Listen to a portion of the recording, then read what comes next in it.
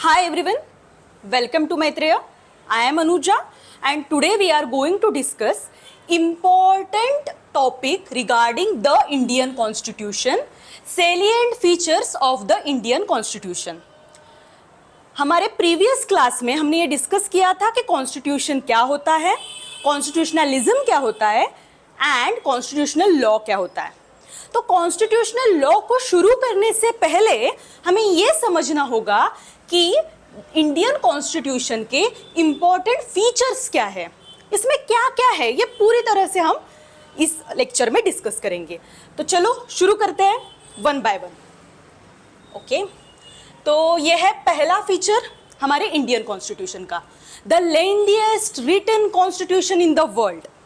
अब देखो मेरे हाथ में ये यूएसए का कॉन्स्टिट्यूशन का प्रिंट है. ओके, तो ये है यूएस का कॉन्स्टिट्यूशन. आप देख सकते हो एक कितना छोटा सा कॉन्स्टिट्यूशन है, राइट? इसमें सिर्फ सेवन आर्टिकल्स है. और ये मेरे पास दूसरा इंडियन कॉन्स्टिट्यूशन का प्रोफेशनल का बेयर एक्ट है. तो ये आप देख सकते हो ये कितना मोटा है और इसमें सारी चीजें एकदम थरोली दी हुई है. तो ये तो मैंने बस यूएस के साथ कंपेयर किया, पर अगर हम इंडियन कॉन्स्टिट्यूशन की बात करें तो ये एक कॉम्प्रिहेंसिव डॉक्यूमेंट है. कॉम्प्रिहेंसिव डॉक्यूमेंट है. The Indian constitution is the longest written constitution in the world. सिर्फ यूएसए के साथ नहीं, ये वर्ल्ड का लॉन्गेस्ट रिटन कॉन्स्टिट्यूशन है. ओके, तो इसमें टोटल आर्टिकल्स एंड शेड्यूल्स कितने हैं? The Indian constitution originally had 395 articles, 22 parts and 8 schedules. पर आज की डेट में इसमें 448 आर्टिकल्स है, 25 पार्ट्स है एंड 12 शेड्यूल्स है. तो आप समझ सकते हो कितना बड़ा डॉक्यूमेंट है ये. इसके विड्थ से, इसके पूरे इसके टेक्सचर से ही हमें समझ में आता है कि ये कितना बड़ा कॉन्स्टिट्यूशन है. ओके, और ये यूएसए का मैंने दिखाया था, देखो ये प्रिंट आउट कितनी छोटी सी है. तो ये longest written constitution in the world है. अब इसमें सारी प्रोविजंस डिटेल्ड वे में दी हुई है, कोई भी चीज मेंशन करके नहीं छोड़ी है. फंडामेंटल राइट्स बताए हैं तो वो पूरी तरह से एक्सप्लेन किए हुए हैं, वन बाय वन पूरा प्रोविजन एक्सप्लेन किया हुआ है. सिटीजनशिप से लेकर इमरजेंसी प्रोविजंस, अमेंडमेंट के प्रोविजंस तक पूरा डिटेल वे में कवर किया हुआ है. ये कवर करता है फंडामेंटल राइट्स को, डायरेक्टिव प्रिंसिपल को, ड्यूटीज ऑफ सिटीजन्स को, स्ट्रक्चर ऑफ गवर्नमेंट मतलब लेजिस्लेचर, एग्जीक्यूटिव, जुडिशरी को, अगेन एडमिनिस्ट्रेटिव डिटेल्स को, पूरा सब कुछ अच्छी तरह से दिया हुआ है. चलो, ये इंक्लूसिव टुवर्ड्स डाइवर्सिटी है.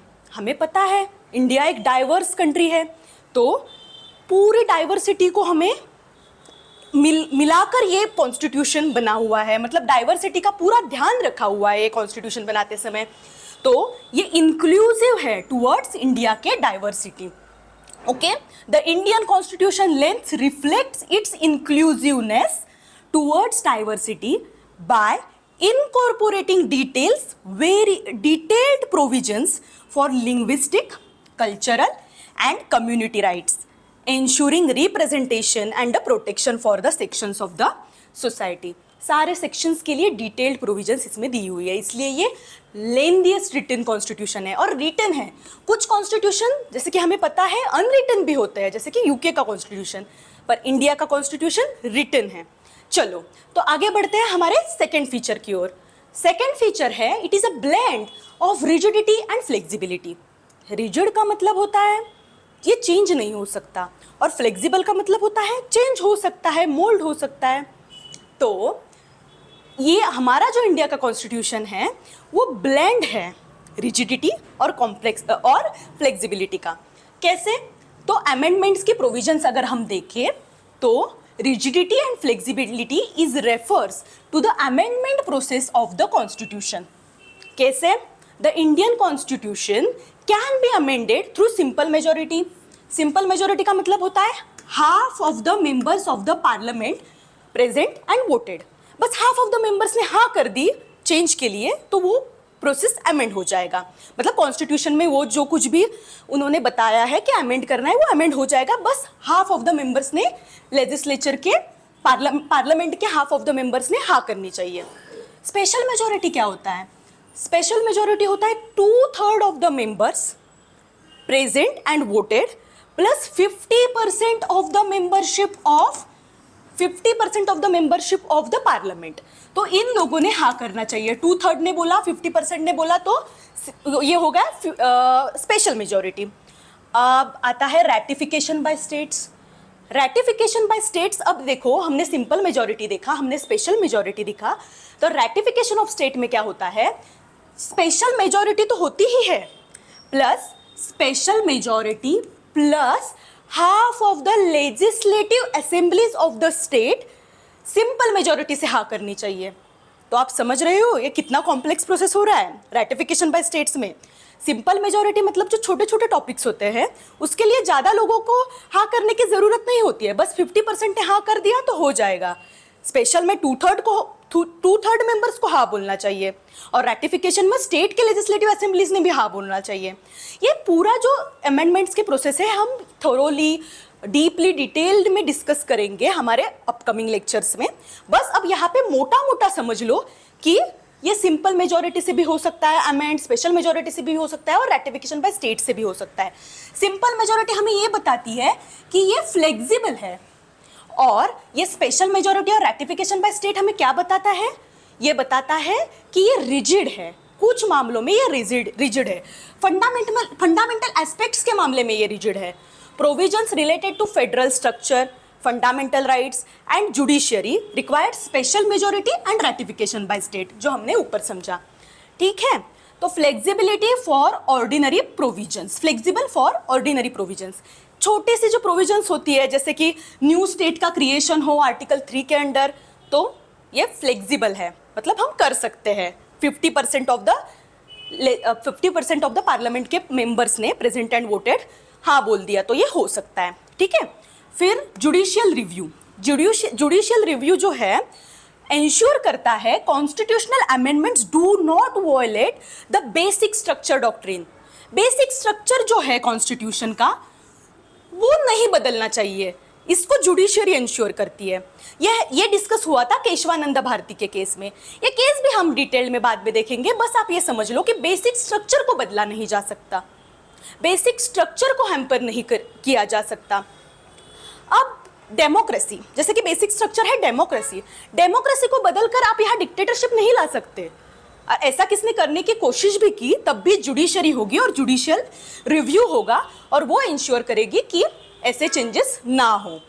ठीक है, तो ये थे 2 फीचर्स। अब हम 3rd फीचर देखते हैं हमारे इंडियन कॉन्स्टिट्यूशन का। ये है parliamentary form of the government. कैसा फॉर्म है? Parliamentary form of the government.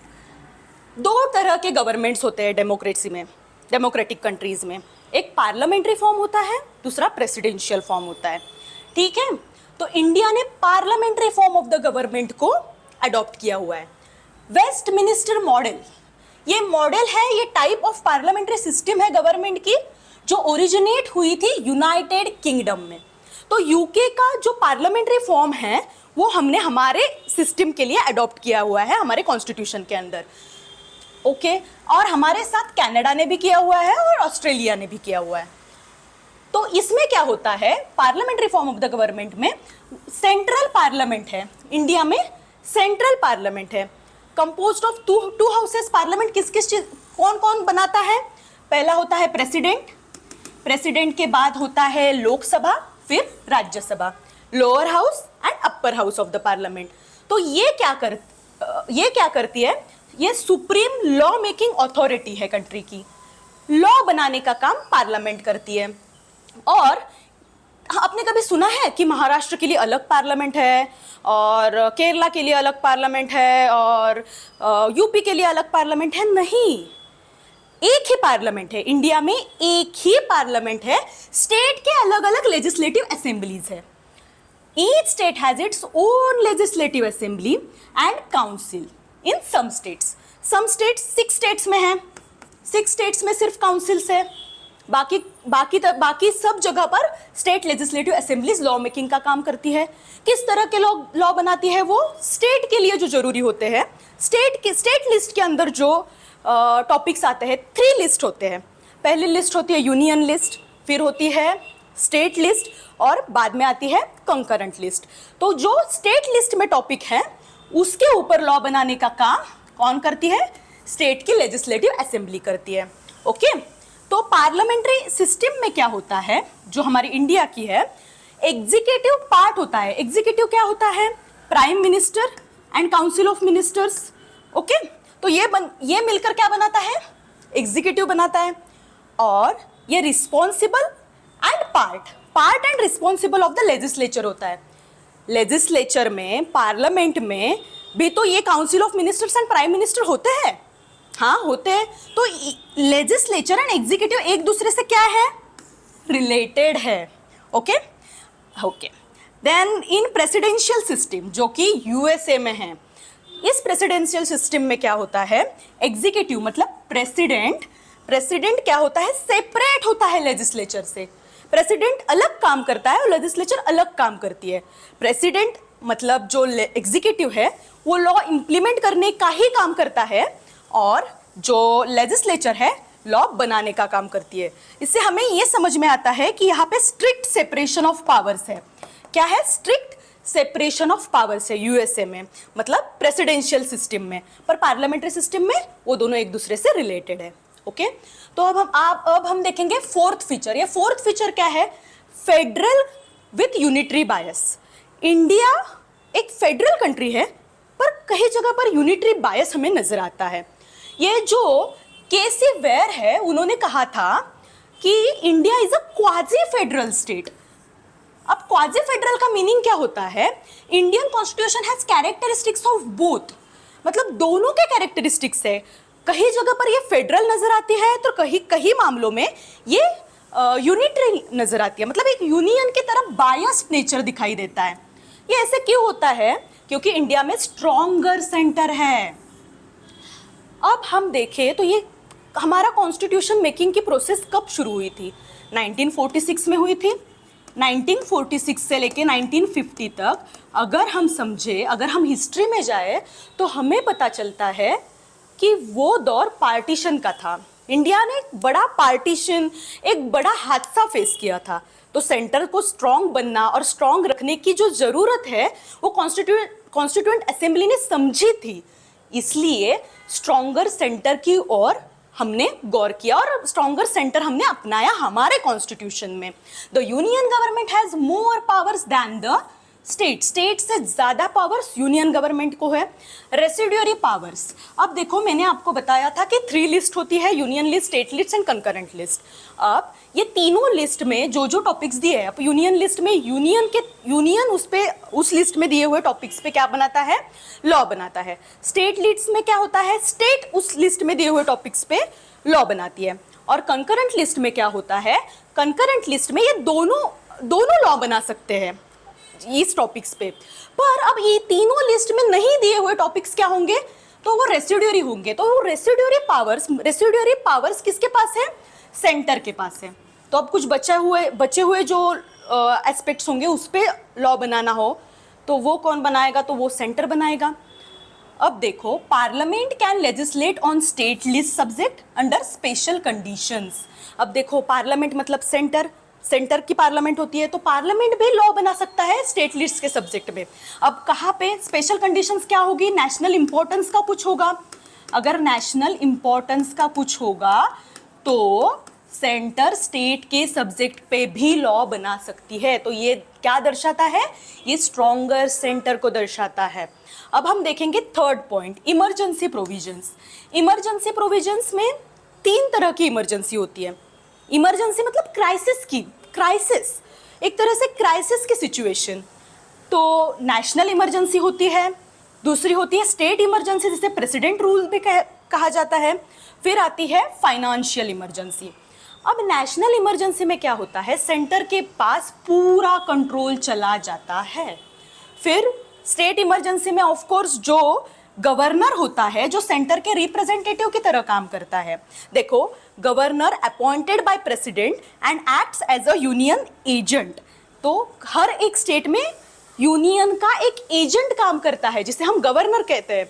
तो गवर्नर प्रेसिडेंट को इन्फॉर्म करता है कि इस पर्टिकुलर स्टेट में काम सही से नहीं हो रहा है, सही से नहीं हो रहा है मतलब कैसे नहीं हो रहा है, कॉन्स्टिट्यूशनल प्रोविजंस के अकॉर्डिंग काम नहीं हो रहा है, तो क्या करेगा, तो प्रेसिडेंट उस स्टेट में प्रेसिडेंट रूल लगाएगा, उसमें dismissal of the state government होगा, उस स्टेट गवर्नमेंट को खारिज किया जाएगा। ओके, अब आता है फाइनेंशियल इमरजेंसी। अब फाइनेंशियल इमरजेंसी में क्या होता है, अगेन सेंटर के पास कंट्रोल चला जाता है स्टेट फाइनेंसेस का।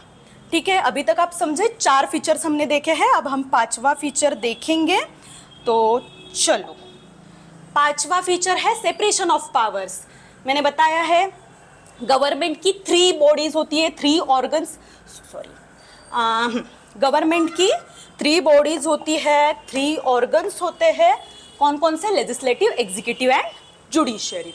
Okay, the doctrine ensures that separation of power, ये डॉक्ट्रिन ये इंश्योर करता है कि ये जो लेजिस्लेचर है, ये एग्जीक्यूटिव है एंड ये जुडिशरी है, वो इंडिपेंडेंटली एक्ट करे।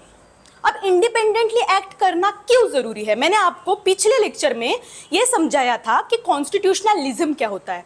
तो कॉन्स्टिट्यूशनलिज्म को इंश्योर करने के लिए पावर का कॉन्सेंट्रेशन एक जगह पर नहीं होना चाहिए। तो प्रिवेंशन ऑफ पावर कॉन्सेंट्रेशन के लिए क्या जरूरी होता है, सेपरेशन होना जरूरी होता है।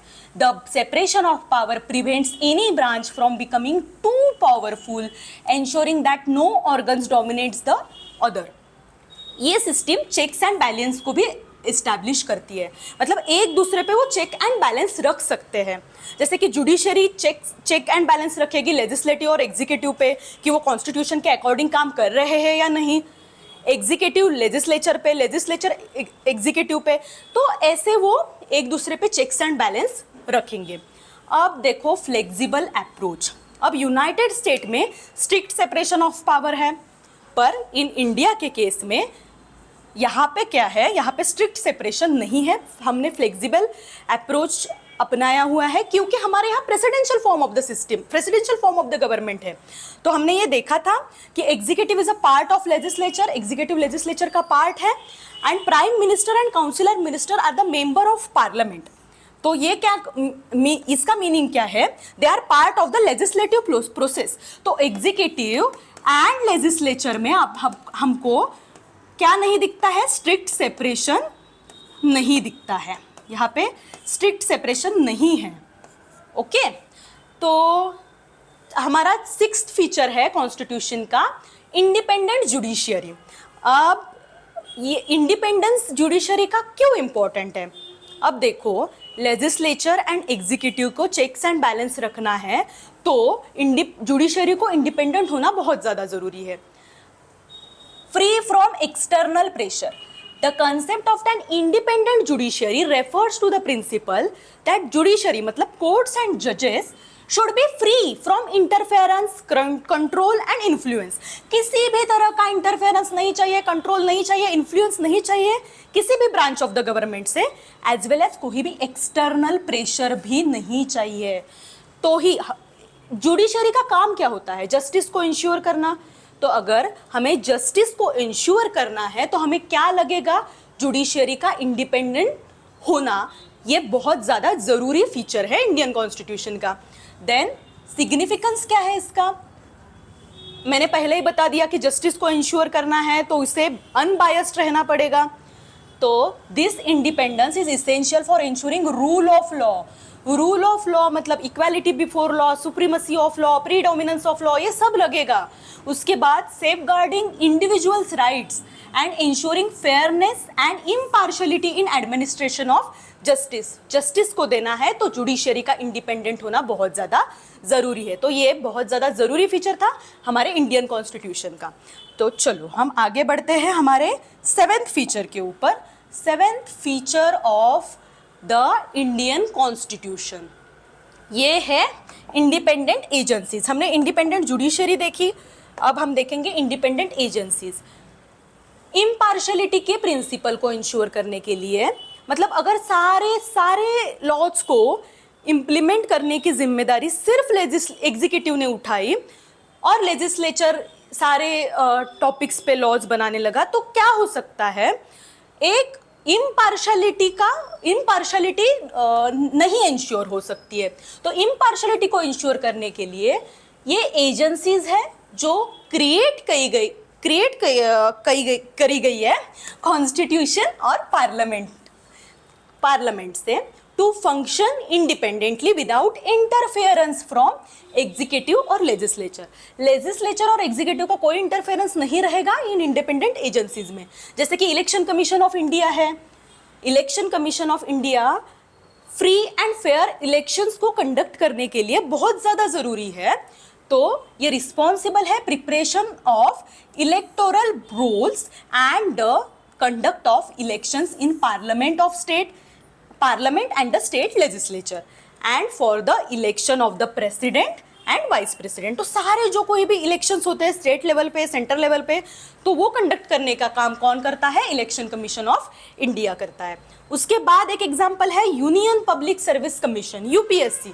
तो यूपीएससी का काम क्या होता है? यूपीएससी एक एग्जाम कंडक्ट करवाती है। वो एग्जाम सिविल सर्वेंट्स को अपॉइंटमेंट के लिए होता है, सिविल सर्विसेज में अपॉइंटमेंट के लिए वो एग्ज़ाम कंडक्ट किया जाता है। तो वो भी इंडिपेंडेंटली एक्ट करती है, वो भी इंडिपेंडेंट एजेंसी है। फिर है controller and auditor general of India.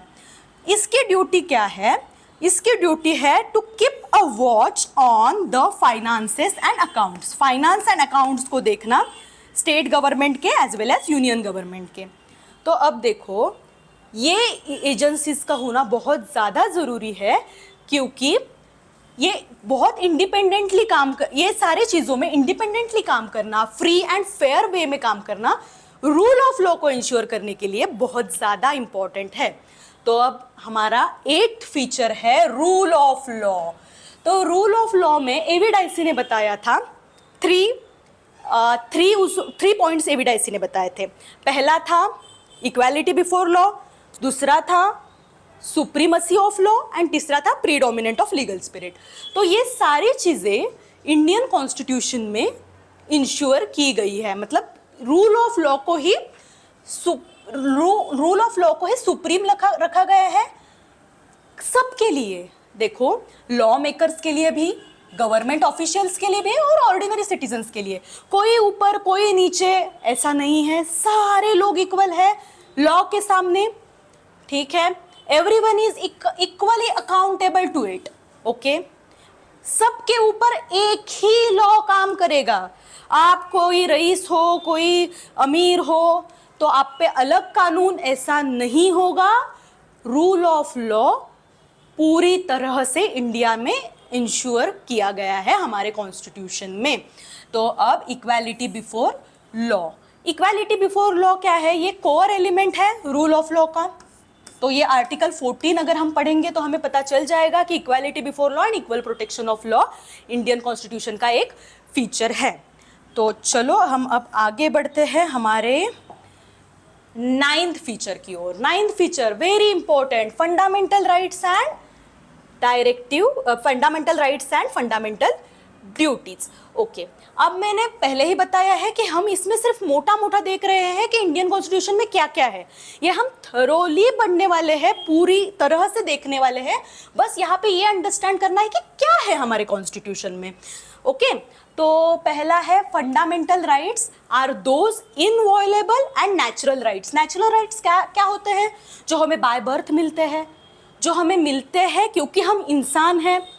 ठीक है, तो which have been provided under part 3 12 to 35 के बीच में इंडियन कॉन्स्टिट्यूशन में हमें कुछ फंडामेंटल राइट्स दिए हुए हैं। प्रोटेक्शन फंडामेंटल राइट्स का हमें मिलता है। अब वो क्या है? राइट टू इक्वालिटी है, राइट टू फ्रीडम है। राइट टू फ्रीडम में 6 टाइप्स के फ्रीडम्स हैं। ओके, उसके बाद राइट अगेंस्ट एक्सप्लॉयटेशन है। फिर क्या है? फिर है फ्रीडम ऑफ रिलीजन। बहुत ज़्यादा रिलीजन्स हैं इंडिया में, तो यहाँ पे हमें क्या मिलता है? हमारे रिलीजन को मानने की हमें आज़ादी है। मतलब हम हमारे रिलीजन के अकॉर्डिंग बिहेव कर सकते हैं, रह सकते हैं, और स्टेट का कोई रिलीजन नहीं होगा। मतलब स्टेट कोई भी रिलीजन नहीं मानेगा, सेक्युलर होगा स्टेट, पर इंडिविजुअल्स को राइट मिलेगा फ्रीडम फ्रीडम ऑफ रिलीजन मिलेगा। कल्चरल एंड एजुकेशनल राइट्स भी है, अब वो आर्टिकल 29 to 30 में दिए हुए हैं।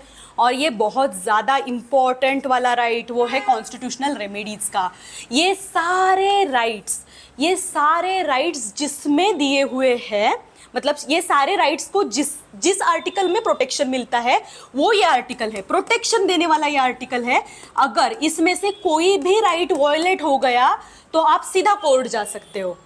4 तरह की रिट्स होती है, तो वो रिट्स के हिसाब से आप कोर्ट जा सकते हो। ये इसमें से कोई भी राइट अगर वायलेट हो गया हो आर्टिकल 32 के अंडर। फिर आते हैं फंडामेंटल ड्यूटीज। सिटीजन हो तो आपको कुछ ड्यूटीज़ भी तो फॉलो करनी पड़ेगी, सारे राइट्स नहीं मिलेंगे। तो there are some fundamental duties. Fundamental duties होती है state of moral obligations for the citizens of India which were added to the constitution by 42nd amendment। इसे मिनी कॉन्स्टिट्यूशन भी कहा जाता है। बहुत ज़्यादा चेंजेस और एडिशंस हुए थे इस अमेंडमेंट के बाद, इस अमेंडमेंट में, ओके, इन 1976 में। They are enshrined in part 4A of the Indian constitution under article 51A। 51A के अंडर हमें बहुत सारी ड्यूटीज़, बहुत सारी नहीं, 11 ड्यूटीज़ बताई गई है। ओके, तो अब जाते हैं हमारे अगले टॉपिक की ओर, 10th डायरेक्टिव प्रिंसिपल्स। ये डायरेक्शन से, देखो आप यहाँ पे वर्ड देख रहे हो fundamental, okay, fundamental and directive. Fundamental मतलब जो कुछ भी बुनियादी है, बुनियादी हक है, वहाँ डायरेक्टिव मतलब सिर्फ डायरेक्शन से। ये डायरेक्शन किसके लिए है? ये डायरेक्शन स्टेट के लिए है, स्टेट के लिए ये डायरेक्शंस दी हुई है। ओके, तो केसी वेयर जी ने कहा था a little more than a manifesto of AIIMS and aspirations. ये कंट्री की एम्स है, एस्पिरेशंस है, हमें कहाँ जाना है ये बताते हैं। अब देखो, अब हमारे पास तो पैसा नहीं है, मतलब स्टेट के पास पैसा नहीं है, पर जब भी स्टेट के पास पैसा आएगा वो ये लॉज, वो ये प्रोविजंस को इम्प्लीमेंट करने के पोजीशन में होगा, तो उसको ये करना होगा, ये बताता है। मतलब ये करो, ये बताने वाली चीज़, मतलब DPSP, directive principles of the state policy, वो डायरेक्शन देता है स्टेट को कि आपको कैसे काम करना है। ये गाइडलाइंस है गवर्नमेंट के लिए। The directive principles of the state policy are guidelines and principles set out in article 4। Article 4, ये फंडामेंटल राइट्स का आर्टिकल था 3 और ये डायरेक्टिव प्रिंसिपल का आर्टिकल है 4 एंड 2, सॉरी आर्टिकल नहीं, part 3 and part 4। Okay, article 36 to 51 to guide the government in framing laws and policies. These principles are meant to establish social and educational democracy. Political democracy तो हमारे में है, मतलब हम सब vote करते हैं, वोटिंग राइट्स है, तो पॉलिटिकल डेमोक्रेसी है, पर सोशल एंड इकोनॉमिक डेमोक्रेसी को इंश्योर करने के लिए हमें क्या करना होगा? हमें DPSPs को इम्प्लीमेंट करने का सोचना होगा, DPSP को इम्प्लीमेंट करना होगा। तो ये स्टेट्स के लिए गाइडलाइंस है। ओके, ये नॉन जस्टिसिएबल है। अब देखो, अगर फंडामेंटल राइट्स का वायलेशन हो गया तो आप क्या कर सकते हो? कॉन्स्टिट्यूशनल रेमेडीज ले सकते हो, आप कोर्ट में जा सकते हो सीधा कि मेरे फंडामेंटल राइट्स का वायलेशन हो गया है। पर डायरेक्टिव प्रिंसिपल्स में ऐसा आप नहीं कर सकते हो। मतलब स्टेट ने अगर आपका कोई डायरेक्टिव प्रिंसिपल में से कोई भी एक एस्पेक्ट पे लॉ बनाने से मना कर दिया या फिर कोई भी चीज़ करने से मना कर दी, तो मतलब एनफोर्स नहीं किया, तो आप कोर्ट नहीं जा सकते हो। ये नॉन जस्टिसिएबल है, ये बस गाइडलाइंस है, ये एम्स एंड एस्पिरेशंस है। तो directive principles of state policy can not be enforced by the court of law. They act as a moral compass for government, moral compass for government in making laws and policies for the overall welfare of the society. अब देखो, ये welfare state के लिए guidelines दी हुई है। अगर हमें welfare state का प्रिंसिपल अपनाना है, अब अगर हमारे स्टेट को वेलफेयर स्टेट बनाना है तो directive principles of state policy को सीरियसली लेना होगा ये, और उसके लिए वो डायरेक्शंस देने का काम directive principles of state policy करती है, वेलफेयर स्टेट के लिए डायरेक्शंस देती है। ओके, क्लियर है यहाँ तक? अब हम देखेंगे 11th feature of our constitution, universal adult universal adult franchise, मतलब यूनिवर्सल अडल्ट सफरेज। अगर आप 18 साल के ऊपर हो, 18 प्लस हो, तो आपको वोटिंग का राइट मिलता है इंडिया में। आप कोई भी हो, आप अगर मेल हो, फीमेल हो, ट्रांसजेंडर हो, कोई भी हो, आप regardless of any gender, caste, religion, social status, economic status, education और रेस, आपको एक राइट मिलता है। वो राइट है वोटिंग राइट। आप इलेक्शन में वोट कर सकते हो और अपना जो नेता है, अपना जो प्रतिनिधि है, उसको हम चुन सकते हैं। ओके, तो यहाँ पे पानीकर KM पानीकर जी ने एक कोर्ट में बताया है कि adult suffrage has a social implications far beyond and political significance. मैंने बोला कि पॉलिटिकल डेमोक्रेसी को इंश्योर करने के लिए हमारे पास क्या है, हमारे पास यूनिवर्सल अडल्ट फ्रेंचाइजी है, मतलब 18 साल के बाद हम सब लोग वोट कर सकते हैं एज ए इंडिया के सिटीजन। तो ये पॉलिटिकल सिग्निफिकेंस तो है ही, पर इसका सोशल इम्प्लीकेशन भी है। क्यों है? क्योंकि many social groups are previously unaware about their strength and barely touched by political changes. पता ही नहीं था, बहुत से सिटीजन को ये पता ही नहीं था कि उनके हाथ में क्या शक्ति है, उनके पास क्या पावर है, और वो बेयरली टच थे कोई political change say that had taken place. कोई भी पॉलिटिकल चेंज हो जाए तो उनको उससे मतलब कोई फर्क ही नहीं पड़ता था, उनको पता ही नहीं था कि उनके हाथ में क्या है, वो क्या बदलाव कर सकते हैं। तो सडनली क्या हुआ, दे रियलाइज, हमारा कॉन्स्टिट्यूशन आने के बाद they realise they were in the position of wild power. उनके पास बहुत ज़्यादा पावर है क्योंकि उनके हाथ में एक वोट है, और हर एक के वोट को वैल्यू भी एक ही वोट की है। मतलब अगर आप बहुत ज़्यादा अमीर हो तो आपके वोट के लिए ज़्यादा वैल्यू, अगर आप बहुत ज़्यादा गरीब हो तो आपके लिए वोट के लिए, एक वोट के लिए ज़ीरो वैल्यू, ऐसा कुछ नहीं है। सबके वोट के लिए क्या है, सबके वोट, एक vote is equal to, one vote is equal to one. Okay, then second point is single citizenship. आपने ऐसे कभी सुना नहीं होगा कि महाराष्ट्र के लिए अलग सिटीजनशिप लगती है, कर्नाटका के लिए अलग सिटीजनशिप लगती है, और कहीं दूसरे स्टेट में जाना है तो अलग सिटीजनशिप लगती है। नहीं, इंडिया की सिटीजनशिप सिंगल है, irrespective of the state or a religion in which they reside and treated as a Indian citizens। सारे लोग इंडिया के सिटीजन हैं and enjoy the same set of rights and privilege. सबको same set of rights मिलते हैं और privilege भी मिलते हैं। चलो अब 12th point is also important feature of the Indian constitution, is affirmative action. अगर इंडिया के हिस्ट्री में हम देखें तो वहाँ बहुत ज़्यादा डिसएडवांटेज कम्युनिटीज़ हैं, ठीक है। मतलब हमारे यहाँ पे कास्ट सिस्टम बहुत ज़्यादा प्रिविलेंट थी, अनटचेबिलिटी थी, तो ये सारी जो प्रैक्टिसेस थी, तो उससे हमें अगर बाहर आना है, अगर हमें सच में इक्वालिटी का प्रिंसिपल को हमारे देश में लागू करना है, तो हमें क्या लगेगा, कुछ अफर्मेटिव एक्शंस लेनी पड़ेंगी इस कम्युनिटीज़ को बाहर लाने के लिए, उनकी प्रोग्रेस इंश्योर करने के लिए। तो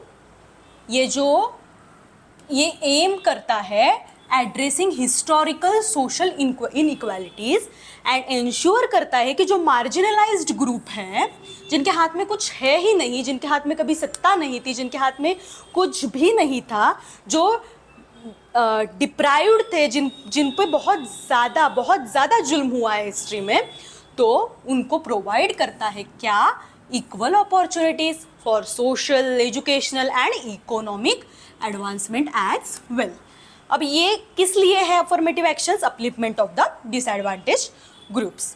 अब यहाँ पे हमें पता चलता है रिजर्वेशन का जो हमारे कॉन्स्टिट्यूशन में कॉन्सेप्ट है। क्या है रिजर्वेशन का कॉन्सेप्ट? जो शेड्यूल कास्ट है, शेड्यूल्ड ट्राइब्स है और अदर बैकवर्ड क्लासेस है, as well as women, minorities and economically weaker sections of the society को एम्पावर करने के लिए और अपलिफ्ट करने के लिए कुछ स्पेशल डिस्क्रिमिनेशन किया जाता है, मतलब स्पेशल टाइप के राइट्स उनको दिए जाते हैं, उनको रिजर्व सीट्स रखी जाती है एजुकेशनल इंस्टीट्यूशंस में और प्रोफेशनल लेवल पे। तो ये सब किस लिए किया जा रहा है? ये अफर्मेटिव एक्शन है जो हमारे इंडियन कॉन्स्टिट्यूशन का एक फीचर है। ठीक है, तो आगे बढ़ते हैं हमारे 13th पॉइंट पे। 13 पॉइंट है single constitution for entire country. पूरे कंट्री के लिए एक ही कॉन्स्टिट्यूशन, अलग अलग स्टेट्स का अलग अलग कॉन्स्टिट्यूशन हमारे कंट्री में नहीं है। जो कुछ भी है एक ही कॉन्स्टिट्यूशन में लिखा हुआ है। ये क्या इंश्योर करेगा? ये यूनिफॉर्मिटी अक्रॉस द नेशन को देखेगा। Indian despite being a vast and diverse country, देखो कितनी डाइवर्स कंट्री है, लिंग्विस्टिक डाइवर्सिटी है, कल्चरल डाइवर्सिटी है, फिर भी, और कितने सारे स्टेट्स है, यूनियन टेरिटरीज है, फिर भी ये ऑपरेट होती है under a single constitution. Okay, single constitution क्यों? नेशनल यूनिटी एंड इंटीग्रेशन के लिए। The Indian constitution applies to all regions equally, providing uniform set of laws regardless to govern laws and regulations to govern whom? country। ठीक है, तो इससे क्या maintain होता है? National unity and integration maintain होता है। अब है central authority. India is federal state, हमने ये देखा है। फेडरल स्टेट का जो फीचर है वो हमने पिछले स्लाइड में डिस्कस किया था। सेंटर के लेवल पे भी पावर्स है लॉ मेकिंग की, एज वेल एज स्टेट के लेवल पे भी पावर्स है। पर डिवीजन ऑफ पावर्स होने के बाद भी एक सिंगल कॉन्स्टिट्यूशन है जो सर्व करता है as a supreme law of the land. It ensures that while states have specific powers, state के पास स्पेसिफिक पावर्स कॉन्स्टिट्यूशन ने दी हुई है under state list and concurrent list as well, the basic principle and rights remain uniform across the country। जो basic principle है, fundamental rights है, directive principles है और जो कुछ भी है, ड्यूटीज़ है, सारी चीज़ें जो है वो क्या रहेगी? यूनिफॉर्म रहेगी और ऑल ओवर द कंट्री वो यूनिफॉर्म रहेगी। अब ये बैलेंस करेगा, हेल्प करेगा मेंटेन करने के लिए क्या? Central authority while respecting regional diversity. ठीक है, रीजन की जो डाइवर्सिटी है वो भी प्रोटेक्ट कर रहा है, मेंटेन कर रहा है, एज वेल एज सेंट्रल के अथॉरिटी को भी मेंटेन कर रहा है हमारा इंडियन कॉन्स्टिट्यूशन। अब 14th पॉइंट है इंडियन कॉन्स्टिट्यूशन का, 14th फीचर है it is a social document not just a legal one. अब देखो B.R. अम्बेडकर जी ने कहा था, डॉक्टर B.R. अम्बेडकर ने कहा था, the constitution is not mayor a lawyers document. सिर्फ लॉयर के लिए बनाया हुआ ये डॉक्यूमेंट नहीं है, ये क्या है? It is a vehicle of life. ये व्हीकल है लाइफ का and its spirit is always the spirit of the age. तो while the Constitution of India certainly outlines the governance framework, it also plays a significant role in addressing the social realities and challenges. जैसे मैंने बताया, affirmative actions ले रहे हैं, reservation दे रहे हैं और अनटचेबिलिटी को एड्रेस कर रहे हैं आर्टिकल 17 में। तो ये इंडियन कॉन्स्टिट्यूशन क्या कर रहा है? Social realities and challenges of the country को भी देख रहा है। तो ये भी एक फीचर है हमारे कॉन्स्टिट्यूशन का कि ये सिर्फ सोशल डॉक्यूमेंट नहीं है, ये सिर्फ लीगल डॉक्यूमेंट नहीं है, ये सोशल डॉक्यूमेंट भी है। अब देखो, ये Kesavananda Bharati versus state of Kerala जो मैंने बताया था बेसिक स्ट्रक्चर डॉक्ट्रिन केस है, उसके दो जजेस ने बोला था, our constitution is not a mere political document, it is essentially a social document. It is based on social philosophy, and every social philosophy, like every religion, has two main features. अब देखो, कोई भी social philosophy हो, जैसे कि religion की तरह हर एक सोशल फिलोसॉफी को दो दो क्या होते हैं फीचर्स होते हैं। कौन से फीचर्स? एक बेसिक होता है और एक सर्कमस्टेंशियल होता है। ये जो बेसिक होता है ना वो कांस्टेंट होता है, मतलब ये बदल नहीं सकते। जैसे कि basic structure of our constitution बदल नहीं सकते, जैसे मैंने बताया डेमोक्रेसी को बदलकर आप डिक्टेटरशिप नहीं ला सकते हो, तो वैसे ही कुछ बेसिक होते हैं। और ये जो दूसरा वाला है सर्कमस्टेंशियल, ये सब्जेक्ट टू चेंज होता है, मतलब ये बदल सकते हैं, इसमें चेंजेस भी आ सकते हैं। तो ये Kesavananda Bharati versus state of Kerala की इंपॉर्टेंट केस में बताया गया था कि ये बस पॉलिटिकल डॉक्यूमेंट नहीं है, it is a social document as well. Okay, अब हम हमारा लास्ट फीचर देखेंगे। तो लास्ट फीचर है इमरजेंसी प्रोविजंस। अगर कंट्री में कोई क्राइसिस की सिचुएशन आ जाए तो हम क्या करेंगे? हाँ, हम फेडरल है, पर हर एक स्टेट को पूछते तो नहीं बैठ सकते हैं कि वॉर हो रहा है अब क्या करें, वॉर हो रहा है अब क्या करें। तो हमें कुछ तो चीज़ें ध्यान में रखनी पड़ेगी। अगर हमें सॉवरेनिटी को अर्थात सार्वभौमता को ध्यान में रखना है तो हमें क्या करना होगा?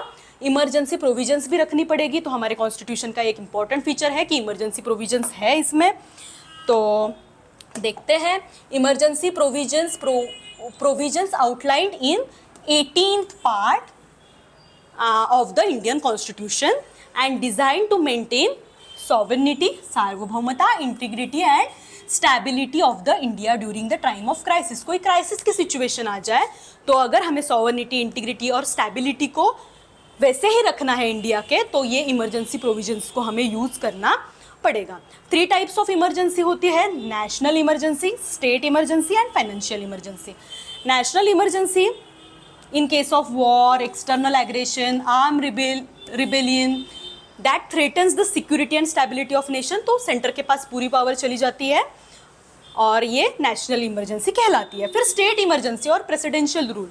अगर किसी स्टेट में कॉन्स्टिट्यूशन के अकॉर्डिंग काम नहीं हो रहा है तो जो गवर्नर मतलब जो यूनियन का एजेंट है वो इन्फॉर्म करेगा किसे?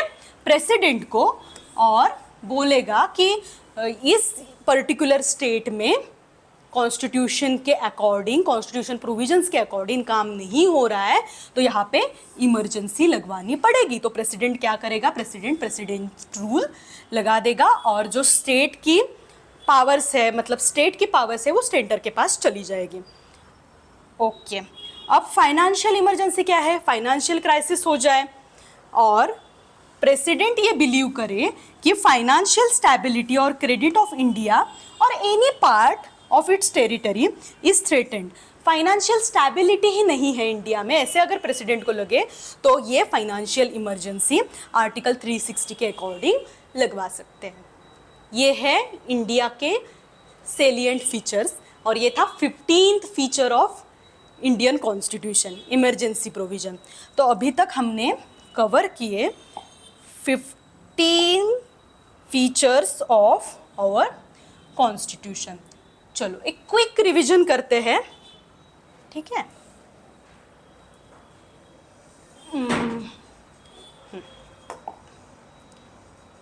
हाँ, क्विक रिवीजन करते हैं। क्या है ये? लेंथीएस्ट रिटन कॉन्स्टिट्यूशन है, लेंथीएस्ट रिटन कॉन्स्टिट्यूशन। मैंने यूएसए का एग्जांपल दिया था, छोटा सा 7 आर्टिकल्स का एक डॉक्यूमेंट है, और इंडिया का कॉन्स्टिट्यूशन कितना बड़ा है। Blend of rigidity and flexibility है, कुछ एस्पेक्ट्स में ये रिजिड है, कुछ एस्पेक्ट्स में ये फ्लेक्सिबल है। Again parliamentary form of the government है, legislature and executive part and responsible है, executive is part and responsible to legislature है। फेडरल सिस्टम यूनिटरी बायस, पूरी तरह से फेडरल नहीं है, कुछ जगह पर सेंटर, एक स्ट्रॉन्ग रोल सेंटर का हमें दिखाई देता है। सिर्फ सेपरेशन ऑफ पावर है, legislative, executive and judiciary bodies में सेपरेशन ऑफ पावर है, पर स्ट्रिक्ट सेपरेशन नहीं है, जैसे यूएसए में है स्ट्रिक्ट सेपरेशन ऑफ पावर्स, वैसे नहीं है। इंडिपेंडेंट जुडिशरी है, लेजिस्लेचर एंड एग्जीक्यूटिव और कोई एक्सटर्नल कंट्रोल जुडिशरी के ऊपर नहीं है जस्टिस को इंश्योर करने के लिए। फिर है इंडिपेंडेंट एजेंसीज जैसे election commission of India, UPSC, controller and auditor general of India. तो ये सब इंडिपेंडेंट एजेंसीज के इंडिपेंडेंट एजेंसीज इंडिया के कॉन्स्टिट्यूशन का सेलिएंट फीचर है।